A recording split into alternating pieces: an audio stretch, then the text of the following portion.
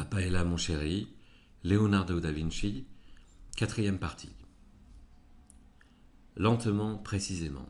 Leonardo découpe très lentement l'avant-bras gauche du cadavre. On voit le muscle apparaître sous la peau. Il va aussi ouvrir le buste de cet homme. Il veut comprendre comment fonctionnent les organes, le cœur, les poumons, le foie. Il veut étudier le corps humain exactement comme il étudie le fonctionnement des machines. Autour de lui, les élèves sont concentrés et observent en silence. Pas facile de dessiner chaque courbe, chaque veine, chaque fibre du muscle. Chaque tendon, pas facile de respecter les proportions exactes, la longueur, l'épaisseur, la largeur du muscle. Leonardo se penche sur le dessin d'un élève. Il sent la colère monter en lui. Il déteste le travail vite fait. Rien ne l'énerve plus que le manque de précision. Leonardo prend son crayon et se met à dessiner. Lentement, très lentement, précisément, très précisément.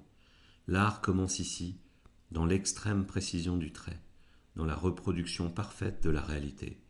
Pas d'art sans précision, dit-il d'un ton calme à ses élèves, toujours inquiets des réactions du maître.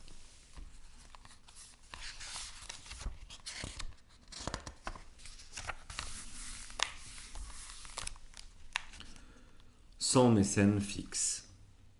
1511. Charles d'Amboise meurt, et c'est toujours comme cela pour les artistes, même les plus réputés, la mort de leurs mécènes les plonge immédiatement dans l'insécurité. En plus, la domination des Français en Italie est en train de faiblir. Leonardo ne sait pas ce que l'avenir lui réserve. Il préfère quitter Milan et va se réfugier avec Salai dans la famille de son assistant Francesco. Il attendra de savoir qui va s'installer au pouvoir à Milan. Si c'est un ami, il pourra revenir. Si c'est un ennemi, il avisera. Joie chez tous les artistes. C'est le fils de Ludovic Sforza qui reprend le pouvoir à Milan. Bonne ou mauvaise nouvelle? Bonne nouvelle. Les Sforza ne sont pas rancuniers. Ils savent que Leonardo a travaillé pour l'ennemi, mais ils le laissent revenir. Tout le monde change très vite d'amis et d'ennemis. Autre bonne nouvelle, un nouveau pape, Léon X, s'installe à Rome. Et il est de la famille Médicis. Excellente nouvelle pour tous les artistes de la Renaissance. Joie chez tous les peintres, les sculpteurs, les architectes, les poètes. Ce pape n'est pas comme les autres. Il n'est pas obsédé par les projets militaires et la domination de l'Italie. Il veut d'abord rayonner dans le monde en développant les arts. La famille Médicis fait venir beaucoup d'artistes à Rome. Leonardo est bien sûr un des premiers invités. Salai doit encore préparer les bagages. Francesco emballe soigneusement tous les carnets et toutes les notes de son maître. Leonardo arrive en septembre 1513 à Rome, au Vatican, l'état du pape. Il s'installe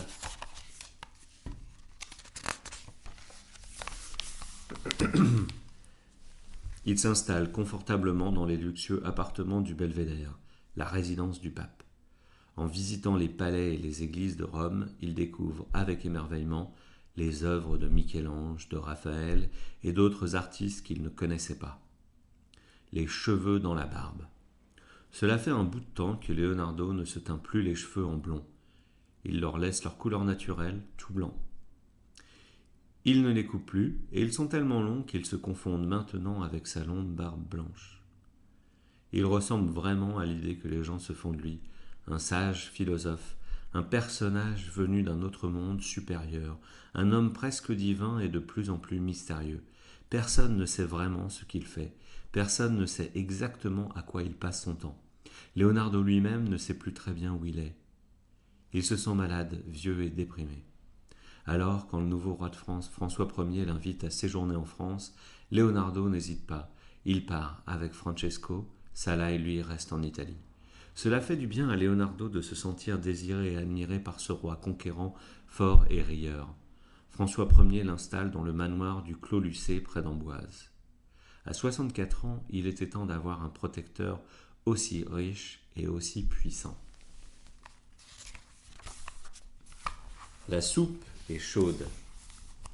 Monsieur Léonard, à table, la soupe est chaude, arrêtez de griffonner vos papiers.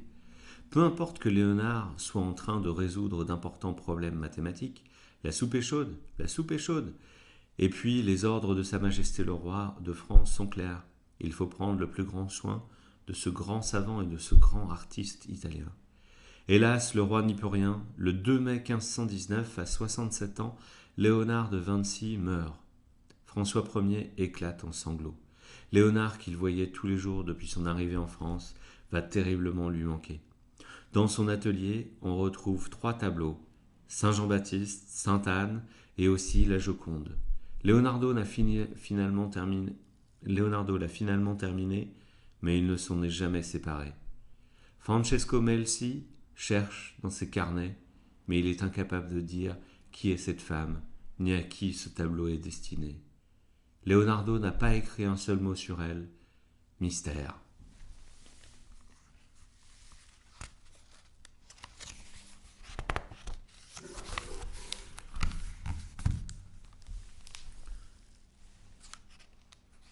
Ambition.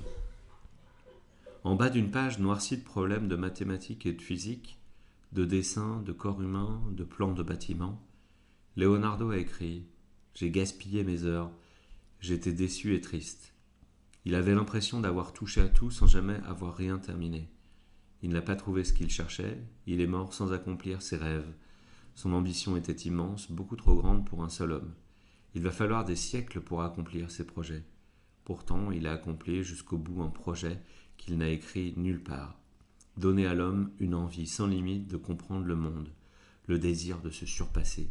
Il a donné une ambition immense à l'homme, à l'art, à la technique. Une ambition qui est toujours en action aujourd'hui. Bonne nuit les enfants.